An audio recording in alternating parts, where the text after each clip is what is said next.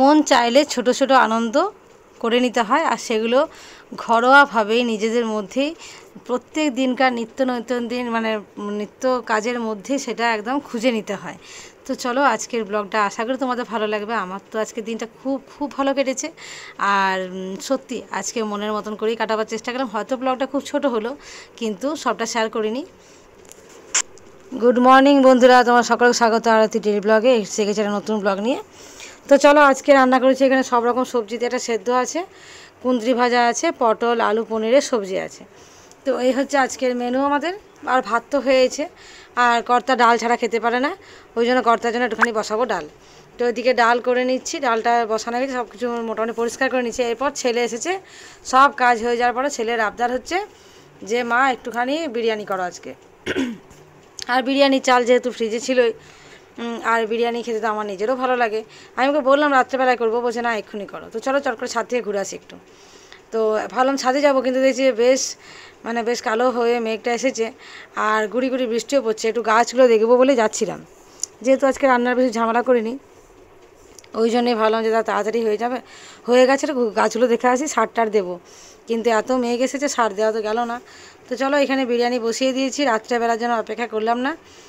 বিরিয়ানি করতে বেশিক্ষণ লাগবে না অবশ্যই।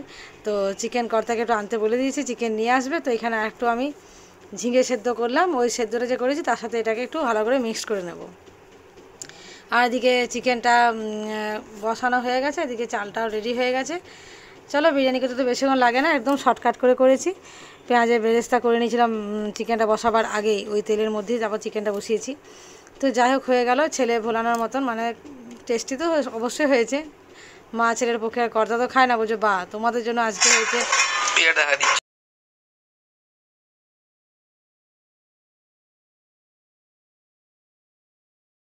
করবোই না, ওর মানে বিরিয়ানি মশলার গন্ধটা আর ভালো লাগে না, এইটা হয়েছে ব্যাপার। তো যাই হোক যার যেটা পছন্দ। তো চলো আমাদের এখানে খাবারও রেডি হচ্ছে, আর আমি এখানে বসে গেছি খেতে। সত্যি দারুণ লাগছে, মানে আজকে আমি ছোটো ছোটো পিসগুলো বিরিয়ানির সাথে মিশিয়ে নিয়েছিলাম, যাতে করে একটু বেশ মানে ভালো একটু মাংস বেশি মানে স্মেলটা ওঠে। ওই জন্য দুজনে দুটো লেগ পিস দিলে ভালো হতো না, খাবো তো দুজন, তার জন্য আমি দুটো লেগ পিসের সাথে সাথে আমি কয়েকটা বেশ পিসও দিয়ে দিয়েছিলাম। তো দারুণ হয়েছে সেদ্ধটা, মানে একদম পারফেক্ট হয়েছে, পারফেক্ট, এত সুন্দর পারফেক্ট অনেকদিন পর বানালাম। হয় না বাড়িতে বানালে একটু 19-20 হয়েই যায়।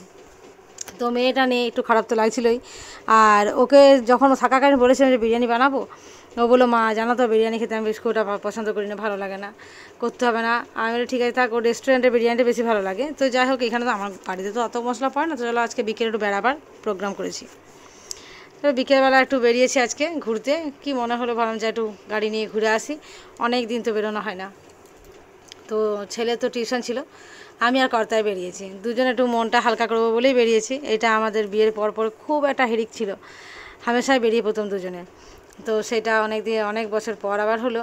এমনিতে বেরোই, ছেলে মেয়ে নিয়েই বেরোই, আজকে কি মনে হলো না দুজনে ঘুরে আসি, যা হয় হবে। তারপর তুমি পরে একটুখানি পরে আমাকে বাড়ি পৌঁছে দিয়ে দোকান যাবে ও। তো চলো একটুখানি বেশ ঘুরে আসি।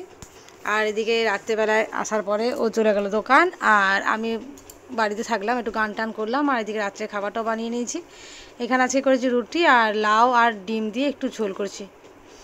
লাউ আর ডিম দিয়ে ঝোল, লাউ সোয়াবিন দিয়ে ঝোল তোমরা অবশ্যই একটু করে দেখবে, বেশ ভালো হয়। তো ছেলে চলে গেল খাবার নিয়ে। চিকেন একটু আছে, সেটা আমি রেখে দিয়েছি ফ্রিজে, বললাম ওটা আর বের করছি না, আগামীকালকে বের করব।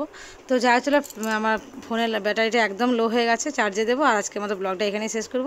ভালো থেকো, গুড নাইট, দেখা হচ্ছে